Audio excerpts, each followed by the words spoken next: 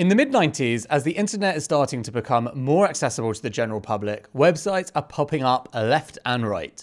On October 27th, 1994, one of these websites, hotwired.com, launched the first ever banner ad for AT&T. Have you seen this before? Let me read it to you.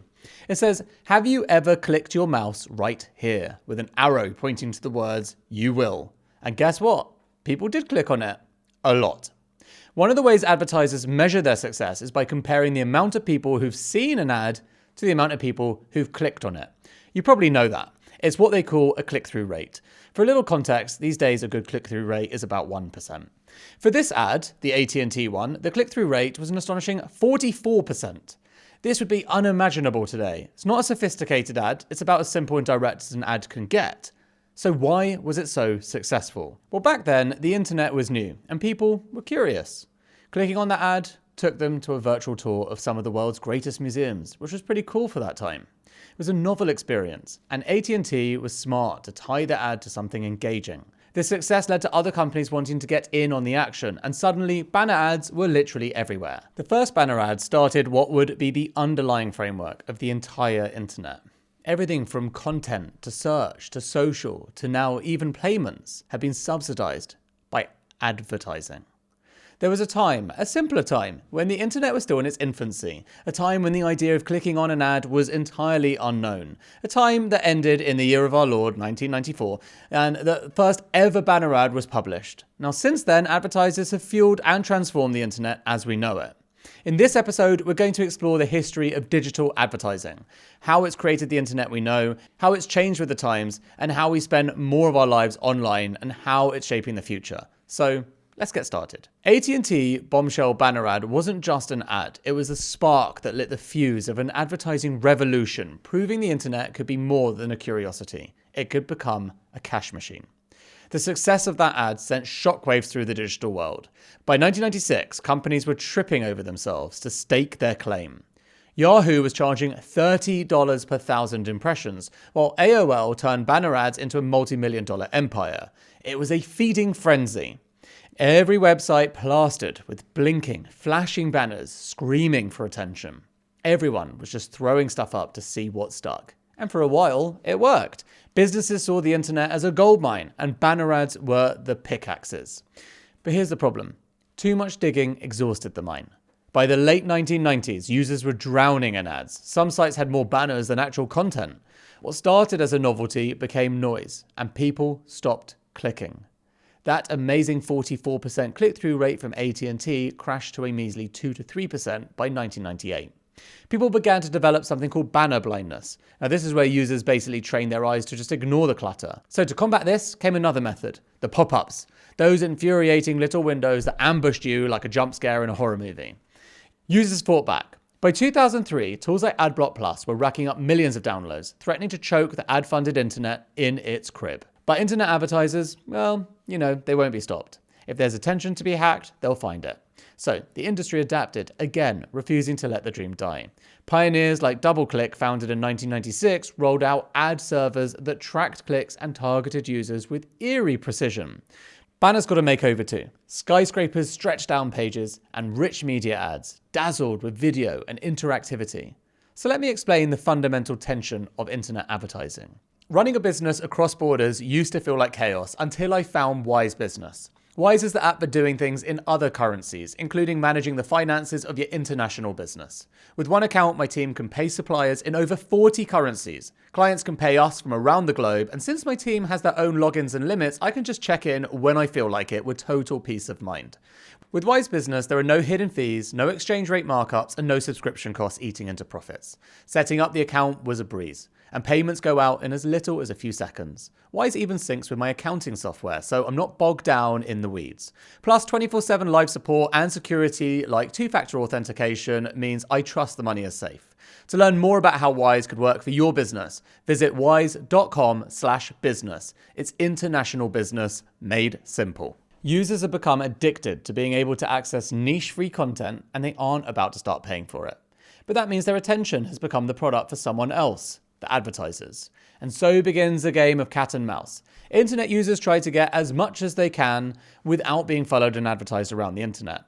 Platforms try to capture the attention and sell them everything that they can at the slightest interest with buying. This is a game that started with banner ads, but as they fought to stay relevant, a quiet revolution was simmering in a search bar near you. What if ads didn't just shout into the void? What if they answered what you were looking for? Before we continue, I just want to ask you to take a moment to subscribe. About 90% of our audience aren't yet subscribed, so it's pretty important to keep the show running. Thank you. All right, in 2000, Google was still a young upstart, obsessed with organizing the world's information. And then they launched AdWords, and it was a revelation. Unlike the scattershot banner ads, AdWords actually delivered ads tied directly to what you typed into the search box. Looking for best running shoes? Suddenly ads for Nike or Adidas appeared right next to your results. No more irrelevant noise. These ads felt like answers. The impact was enormous. Google's ad revenue soared from $3 billion in 2004 to an astonishing $28 billion by 2010. And this wasn't just growth, it was a full-on revolution. So why did search ads take over? Well, for one, they were a relief for users. Blending seamlessly with organic search results, they didn't just scream for attention, they merely just suggested. Google's co-founder Larry Page put it perfectly. We want to get you out of Google and to the right place as fast as possible. Advertisers, meanwhile, found a gold mine in the auction system. Keywords became a marketplace. Bid $50 per click for car insurance or snag used books for pennies. It was precise, efficient, and trackable. A stark upgrade from the banner ad guessing game. Businesses could finally see their return on every dollar spent. But revolutions aren't without shadows. As search ads soared, so did unease. How did Google know exactly what you wanted? Was it genius or just your search history laid bare? Privacy questions crept in, hinting at a trade-off. Free searches for a peek into your digital soul. Search engine marketing had flipped the script, funding the free internet we'd all come to expect. But it raised the stakes in the cat and mouse game between users and advertisers. And yet, just as search ads were cementing their dominance, a new contender was warming up in the wings. By the late 2000s, platforms like Facebook weren't satisfied with knowing what you searched for. They wanted your likes, your friends, your whole online identity.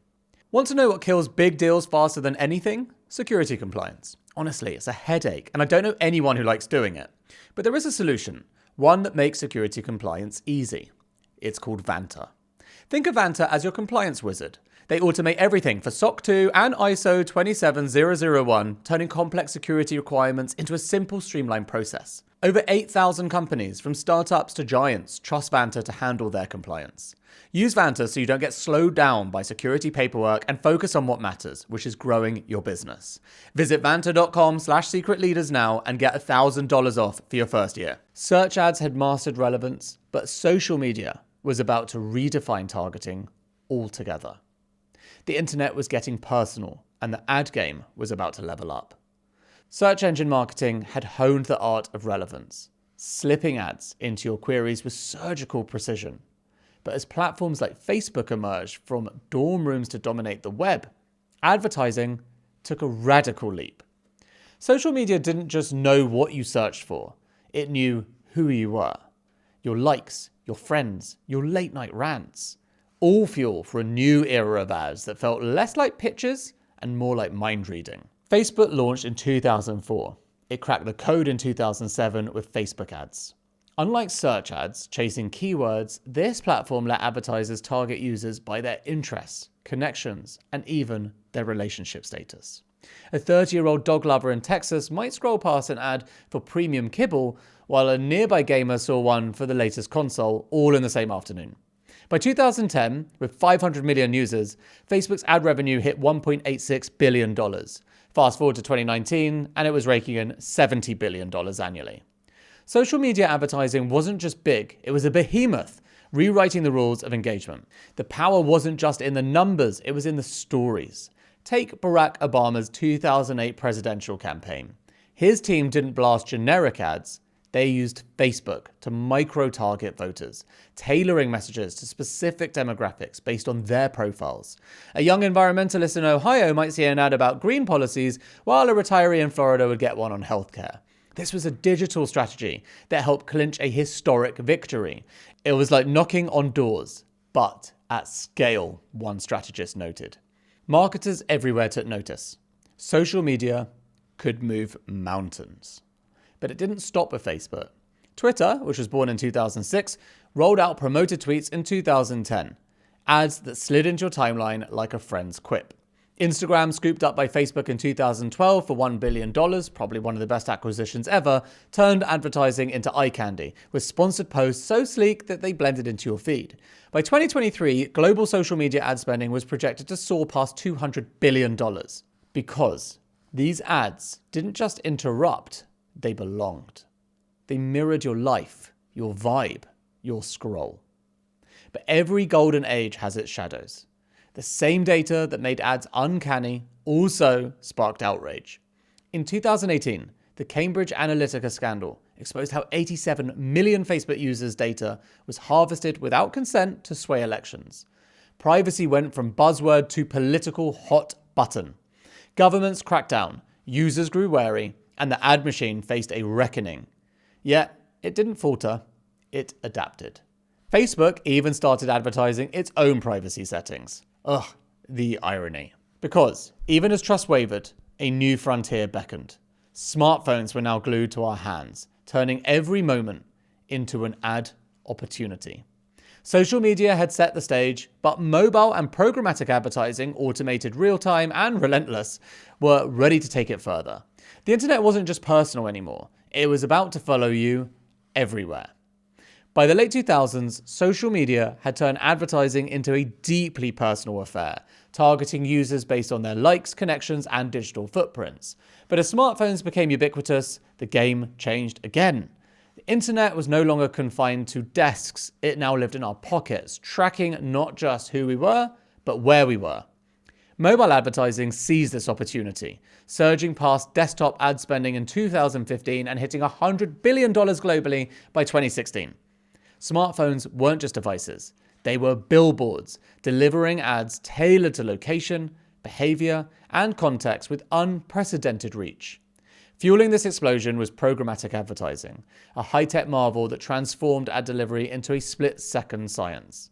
This is how programmatic advertising works. Imagine you're on an app, and in a flash, a super-fast auction happens. Smart tech fights to show you the best ad right then. Big names like Google's DoubleClick and the Trade Desk use stuff they know about you, like where you are, what you look at online all the time, to make sure the ad fits you perfectly. By 2020, programmatic ads dominated, claiming 85% of digital display spending. It was efficiently unleashed, turning chaos into precision and making every impression count. The impact was tangible and transformative. Consider Uber's early mobile ad campaigns, targeting people who live in cities with promo codes for first rides that sparked a viral growth loop, proving ads could drive action in real time. Or take Pokemon Go in 2016, where businesses paid to become Pokestops, luring players to their doors through a clever blend of gaming and advertising. These weren't just ads, they were experiences, embedding commerce into daily life. Mobile advertising didn't shout, it beckoned, weaving itself into the fabric of our routines. Yet this power came with a price. As smartphones proliferated, so did a feeling of unease. Ads that knew your every move felt less like convenience and more like surveillance. But with mobile spending projected to reach $400 billion by 2023, it's clear that convenience outweighs caution. The evolution didn't stop there. Just as mobile ads mastered our screens, a new horizon loomed.